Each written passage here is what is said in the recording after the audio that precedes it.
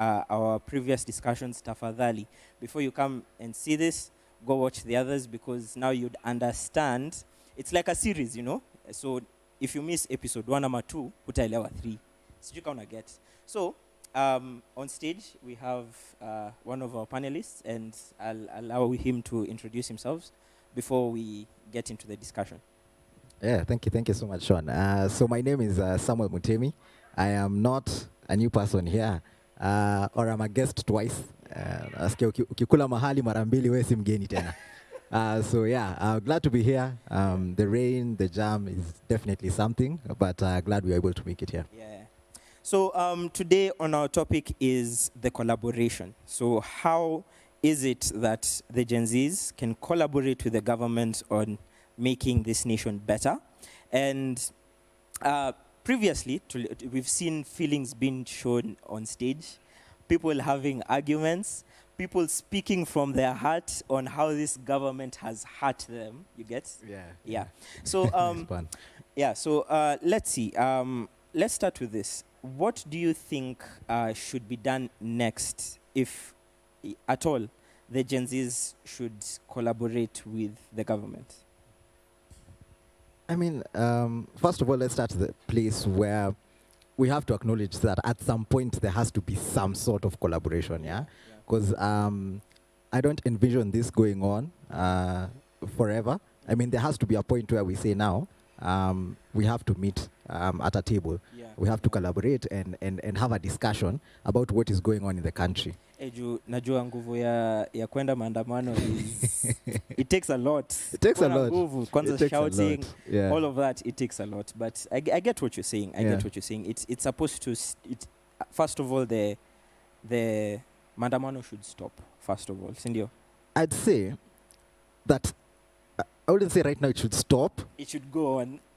I want to say that there has to come to a point where it should stop, where it is going to be.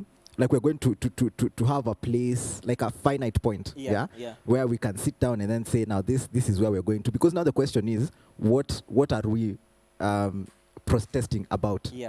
When those things that we're protesting about become now actualized, that I'll say will be the finite point. Or when we're invited to the table with some goodwill, I'd say that will be the finite point.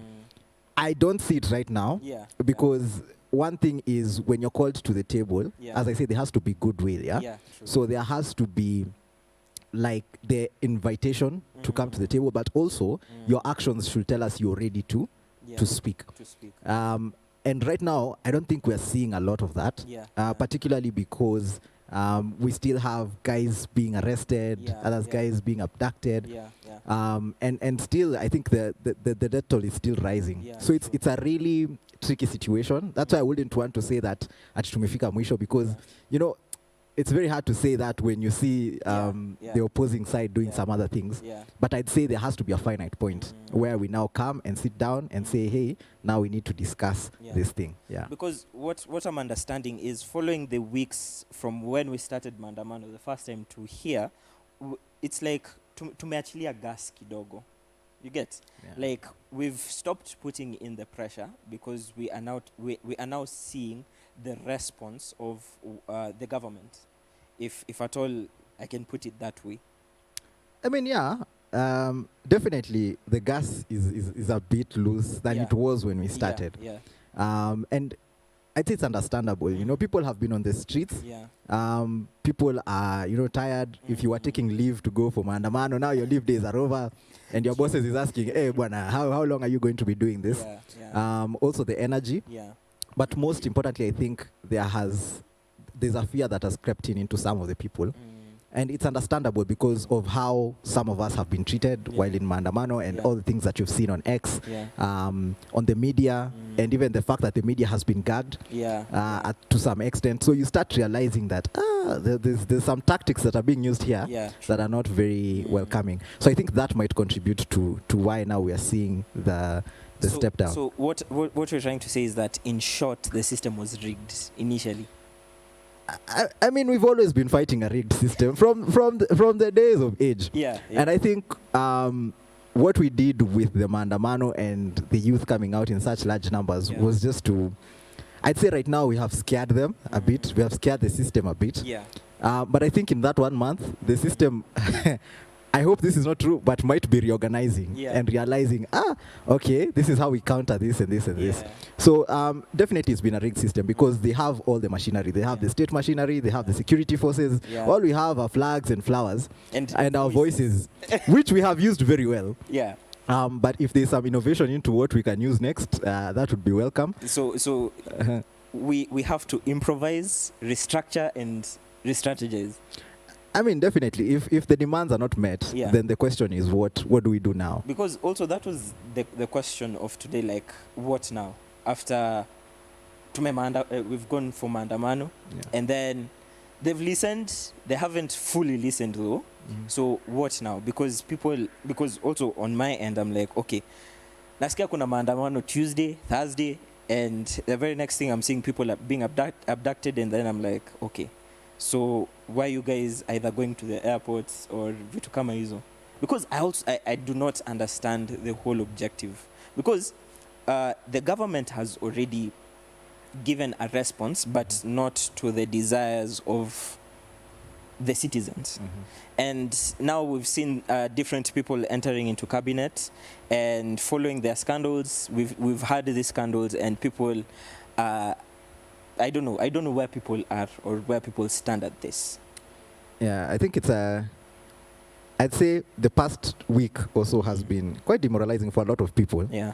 Particularly because, when the CSs were, sacked. Was it 2 weeks ago? Yeah.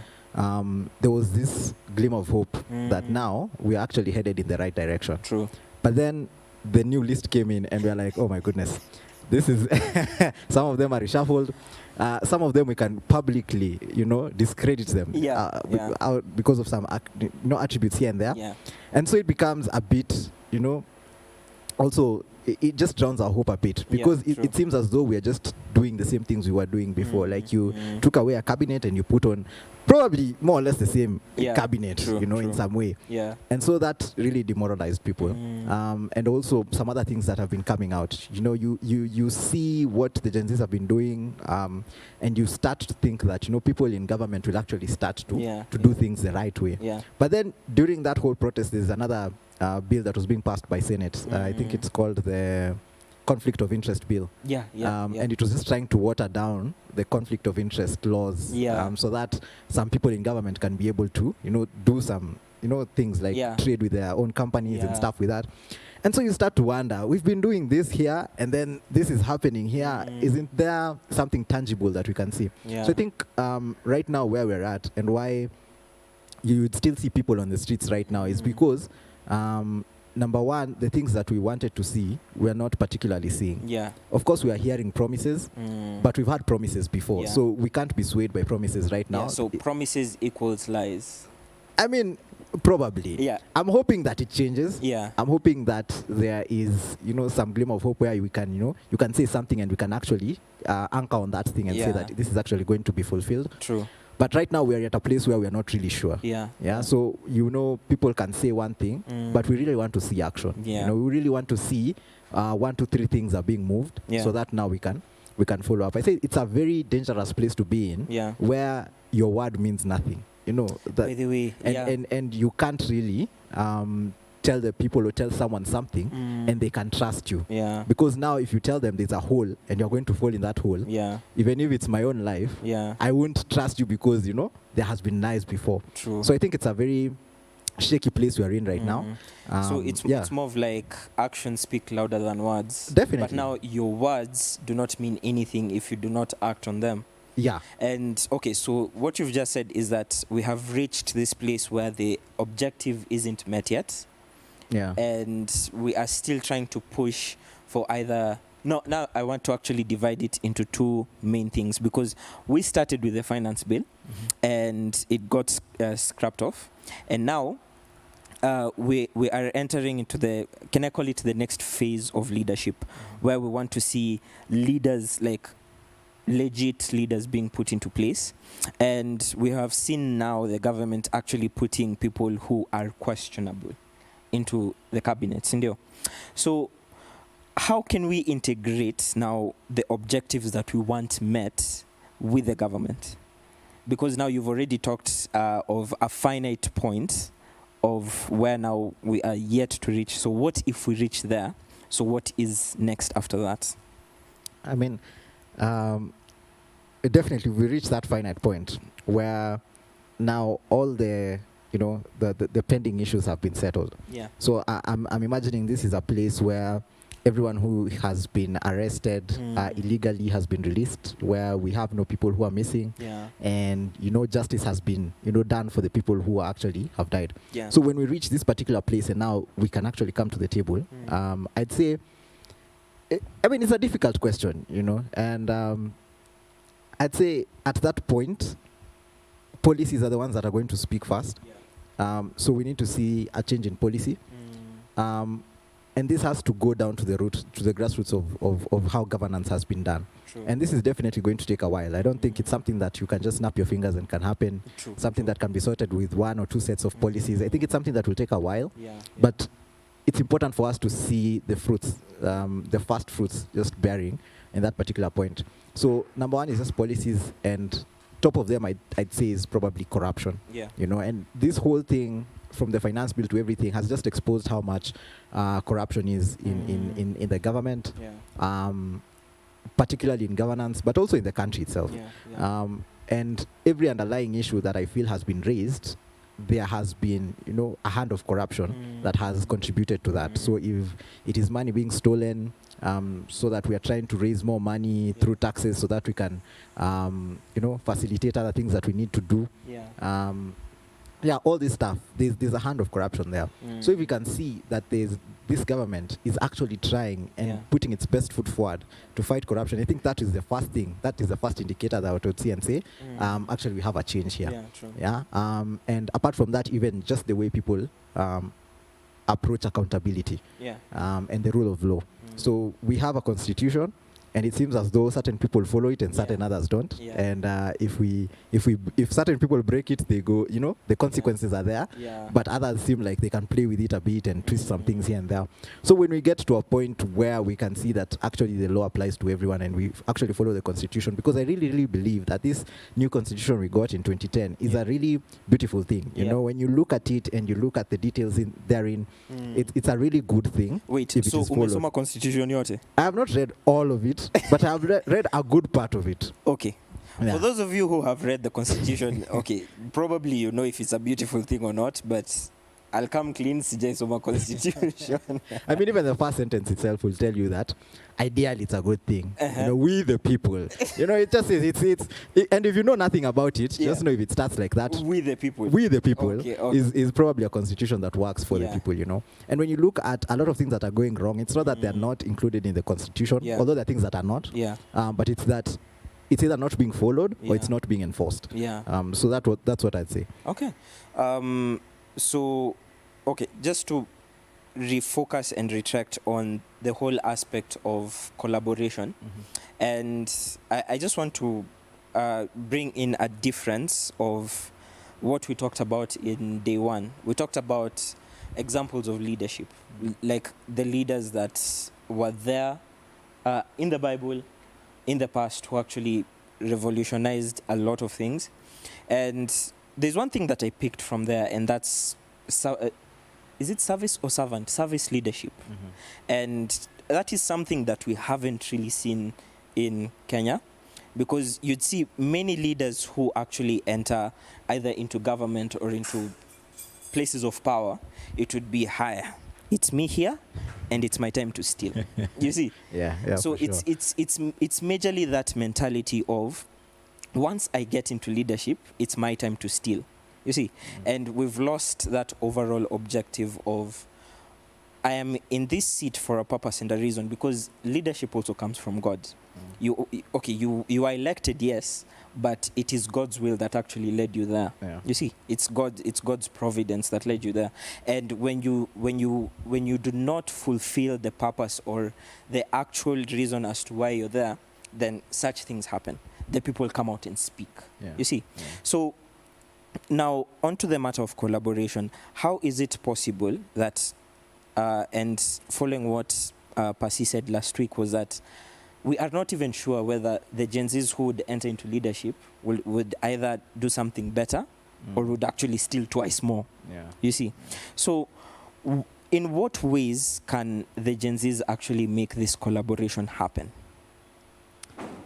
That's a good question. If I had the full answer to that, I'd be vying for CS chair right now, or some other place in government where I can be there and fulfill everything. But I have a few ideas. But before that, just to mention a few things. I like the way you've mentioned servant leadership. And it's something that has been seen in the Bible. And one thing that has really been eaten in my heart is the fact that I don't think a lot of MPs actually understand their job description. JDs. And it's really important because we were taught this from even when it was called GHC. I was there when it was being called GHC. Social studies. Social studies. That members of parliament are representatives of their particular wards, and constituencies, that is. And right now, when you look at members of parliament, they carry themselves as leaders. I don't think they're leaders. I think they're representatives. And that's the thing. They should be representing the views of the constituents. So when they go to parliament, when there is a bill being passed, you should air out those views. Air out the views of your people. It makes sense. So join the dots. So you call, if there's a bill that has come, you go, you read it. Because you actually have to read it. Mind you, some of them actually don't read the whole bill. So you hear someone has sponsored the bill, that's fine. But people, the way when you hear the debates, you'll realize that some of them actually have not read the entire bill. So they're not even sure exactly what they're passing, Anyway, that aside. So when a bill comes, you should just, go to your constituents. If you have a framework of how you're going to get views from everyone equally, and then those views that you get, you pass them on to parliament. That's the way it's supposed to be. That is democracy. Now the opposite is happening. So we are electing our representatives. They go to parliament and then they act as if they are deputy principals. So you go there and you start to because now you're deciding what is best for the people. So you go, you sit down and you say, so MPs sit down somewhere and decide what can we do, to bring the country up. Sometimes I feel like it's them discussing on ways how they cannot actually oppress the people more. It could be true. So what can we tax more, or what more can we tax? I mean, I think it's way more complicated than that, but it might be true. Nowadays I'm not surprised about anything. But more so, I'd say, even if they had like really good ideas, if you think that as an MP I have a really good idea, and this bill is a really good idea, the 240 something of us or 280 something of us think it's a really good idea. Those are just you. These are 280 something people. You're not representing the views of the people. So it's actually the people who are supposed to accept or deny, and it's your job to actually sensitize your people, your constituents. So if you think something is good and you think they are against it, sensitize them on why you think it's good. And that brings about accountability, and it brings about transparency, so that people can be able to see what's happening. So just moving on to your question now, how the collaboration can happen. I think number one is, even as we say that Gen Zs might not actually be better leaders, that I doubt. But if we say that, because we don't have any data to support ourselves. True. I'd say number one is the fact that, with what has happened in the past month or so, at least there's a hint of accountability that has come forth. True. So now we're sure and we know that people are actually following up on what is happening. If bills are being passed in parliament, the documents are being sent on X. People can go through them. Guys who are lawyers can, break it down for us on X, and we can see 1, 2, 3 things. And there's that sense of accountability, so that it doesn't go unnoticed. We've also seen a lot of whistleblowing on things corruption. So, governors buying flowers for I don't know how much money, wheelbarrows. There's a crate of soda worth 1 million. 1 million. I want to drink that soda. Hey, but I want to know, how is one crate of soda worth 1 million shillings? That's what every Kenyan is asking. How? I don't know. But now, you see, the good thing I see about that is that now that such kind of information is coming to light right now. Yeah. So before, we probably wouldn't have had these things. Yeah, they would have been floating in documents in parliament and stuff like that. Yeah. But now this information is coming out, and people, there's some sort of accountability that is coming. Very small, but also very significant. So I'd say, even if it was either Gen Z or whatever generation, whichever leaders are there, they now know at the back of their minds, if I do something, it's going to come out at some point. True. And I'm going to be accountable for it. And my hope is just that the accountability framework in the Kenyan government can really grow to a point where we know that ukiiba utashikwa, ukishikwa something will happen. Because now the thing that encourages people to steal, because the Bible says our hearts are deceitful above all else. Yeah. So hata mimi nikiekwa kwa serikali, and then I'm just seeing billions passing. Why not? Sometimes it might come to my head to put my hand in. Acha tunchukue kidogo tu. Hakuna mtu mwenye atajua. But then comes in the principle of the carrot and the stick. That when I do something bad, there are consequences that follow. But you see, these guys, they're a place where consequences don't really, it's not even a thing there. You see, so it's actually become a norm that when you do wrong, it won't actually surface up. It won't surface. So it becomes a whole other issue. So I believe if we are able to bring up that accountability thing, it will really help. And then in that way, because even the things that we are raising right now as Gen Z are not things that are specific to us as a generation. It's just something for the entire nation. Yes. So if we're able to get an accountability framework, I think we'll be able to really go for places, and our objective will be met. So out of what you've said, I think I'm going to pick 3 things because we're about to go for a short break. Number 1 is that whole aspect of representatives being the missing link between the people and the government. So I feel like that leaders should have this, can I call it an open mic, where people would come air out their views or even inputs on how leadership should go, on how governance should actually be done. And with that, actually push it up to parliament or to the government. And I think probably the government has missed out on the people's input, because it's always been about, I will make this decision, whether the people like it or not, they won't do anything. And I think even we as Kenyans have slacked on that point on now the second point, accountability, where if there is bad governance, if there is bad leadership, we are just fine and okay with it until it reaches that point where it actually stings us.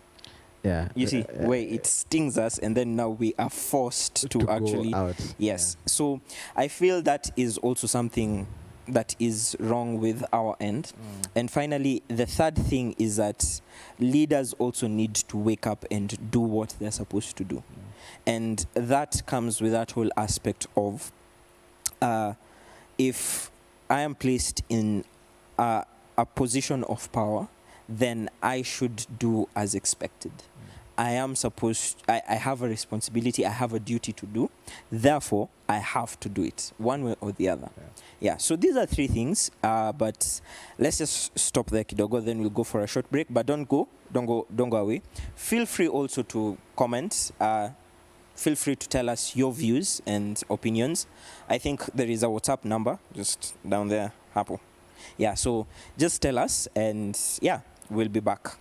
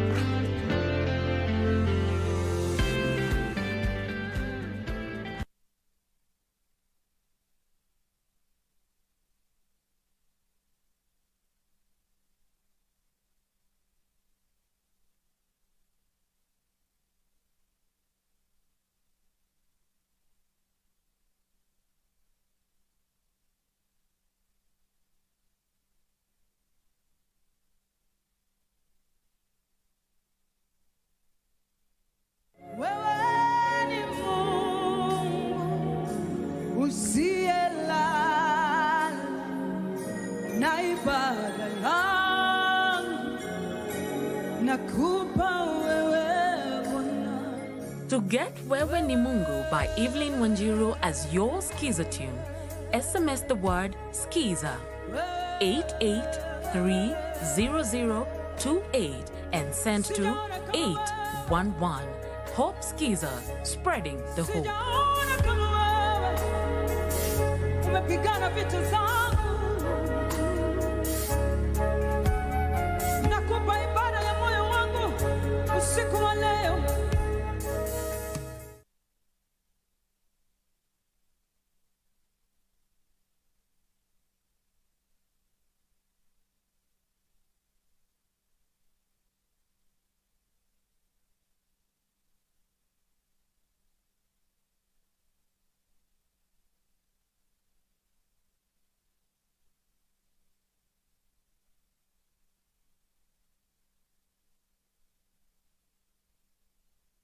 Thank you for choosing Hope TV, the channel that brings you hope, entertainment, and inspiration. We value you and would like to serve you better. Talk to us by scanning this QR code on your screen or go to our social media page at Hope TV Kenya and click on the survey link by the name Hope TV Survey. It will just take a few minutes but means the world to us. We value your feedback. Hope TV, look and live.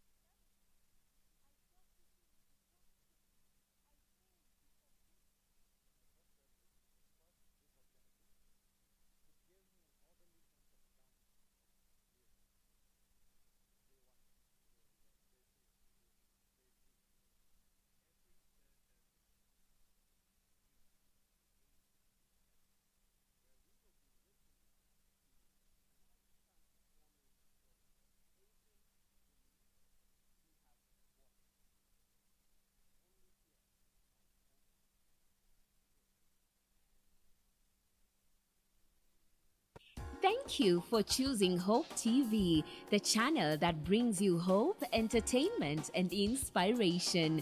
We value you and would like to serve you better.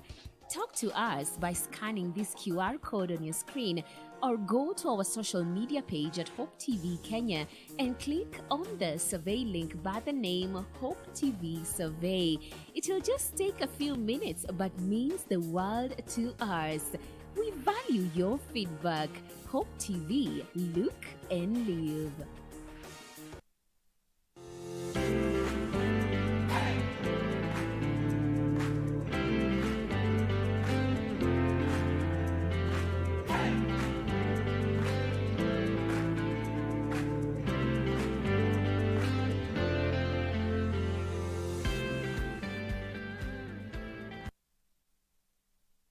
Welcome back to our discussion.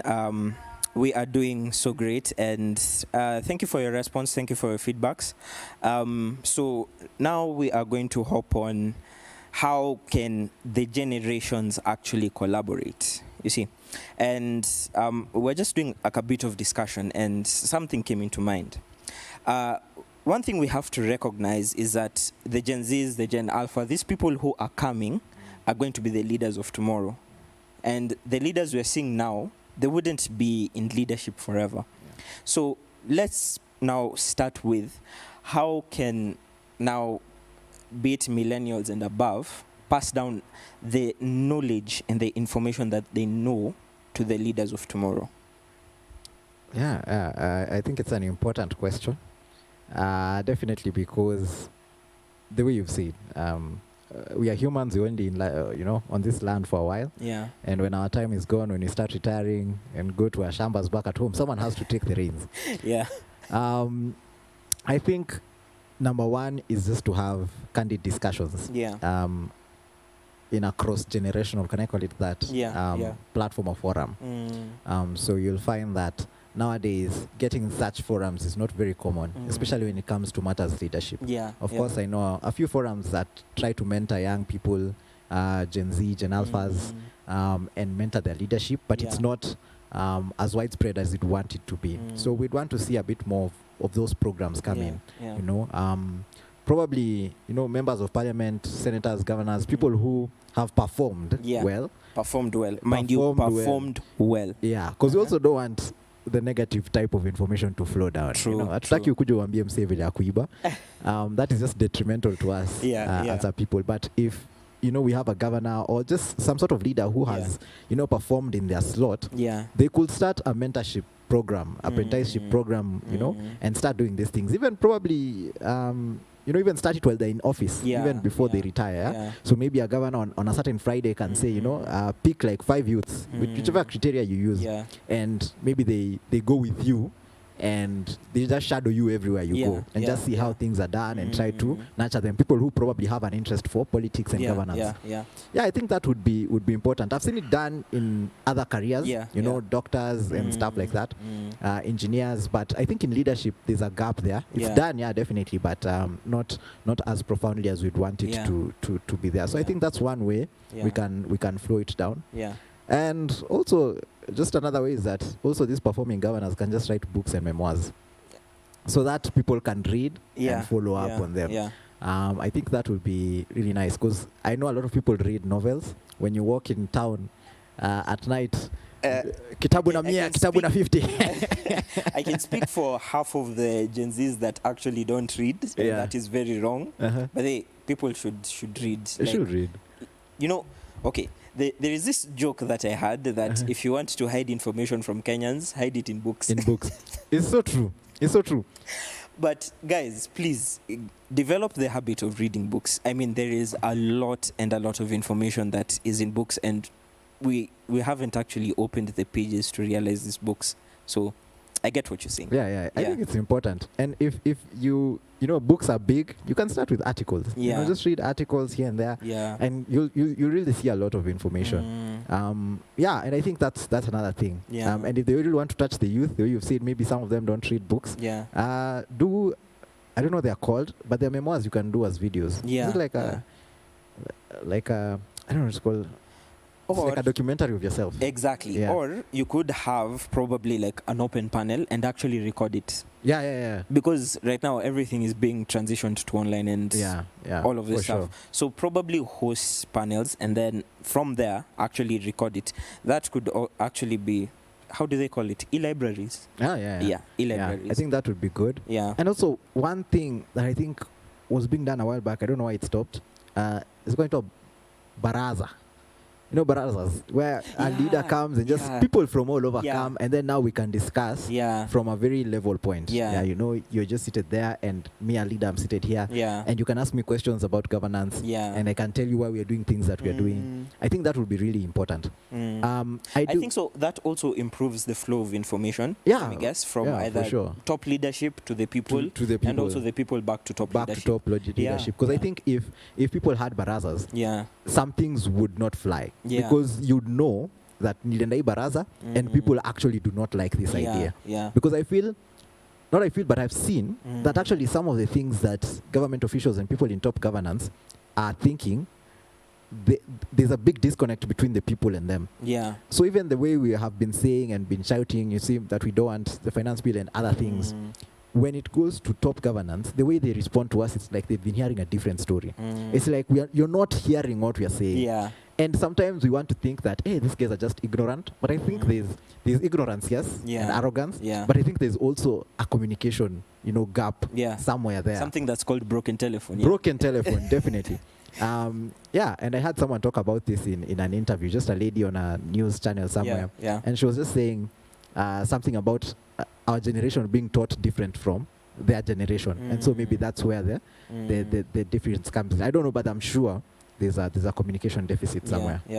So I think we have to have this whole interest. I can also put in interest of the people with leadership, because even me back in my day, whatever the government did, it never bothered me. And now actually seeing that it matters and our voices are being heard, we also as the people should actually take interest. Now, you've already talked about having barazas, having just a sit down, reading books, this information to be passed down to the leaders of tomorrow. So, how is now a person of interest, probably a Gen Z who has the interest in politics, be molded or be shaped in that whole aspect of, if God has actually put me in this position, how can it be effective in now either stepping out or trying to occupy these spaces? Because one thing I do know is that people, so many Gen Zs, or not so many, but there are some of you who are actually called into these spaces of politics, but they are either afraid or they somewhat want to conform to the pattern that is already there.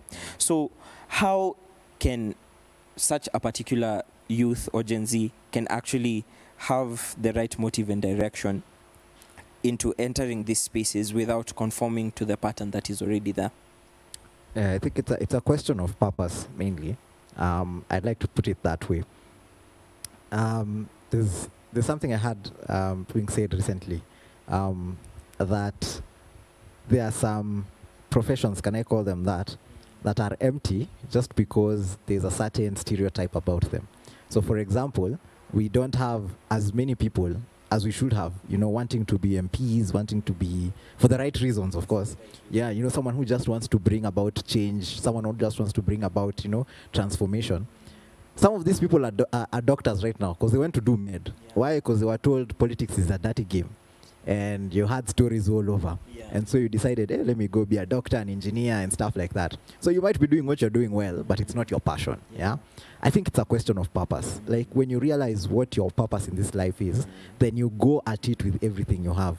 Sometimes we wonder why Nelson Mandela would ever agree. Okay, you don't agree to be imprisoned. But, put yourself in that path. Yeah. That that things might happen to you, And most of the time when you're doing this, you're doing it against a Goliath of some sort, yeah? So they have, bigger guns than you.